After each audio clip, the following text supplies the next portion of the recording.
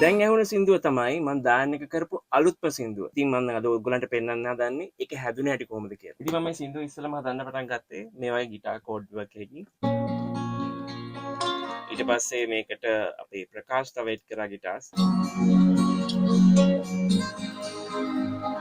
ඉතින් ගිටාර්ස් දාලා ඉවරලා ඊට පස්සේ මං හිතුවා මං ආශාවරීකෙක් මං කාලෙකට කලින් මේ බීට් මේ ලූප් එක යූස් කරලා තිබ්බා. මේක තමයි ඊට පස්සේ මේකට දැම්මේ. පොඩ්ඩක් ස්පයිස් අප් කරන්න දැම්මා මේකට මේ වගේ එක්ස්ට්‍රා කැලරි ටිකක්. මේ ඔක්කොම පැත්තකින් තියලා මට දෙයක් කියන්න මතක වුණා මේ ඩයන්ට ආපු රෆ් ගයිඩ් එක මම.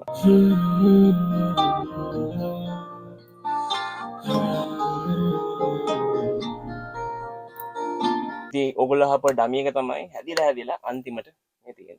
රිදවනා සිතුම් සංගවා උමටම සිතින් පුදා දිනක ඒ පැතුම් දරා මගෙම වීහිමින් සදා. ඉතින් මේ වගේ අලුතෙන් රිලීස් කරපු සින්දුවේ මගේ ඉස්සරහට එන තියෙන සින්දුවේ කලින් කරපු පාරම හිට්සුයි ඒවල ඔක්කොම බ්‍රේක් ඩවුන් බලා ගන්න ඕන නම් අනිවාර්යෙන් එන මම ගියා බයි.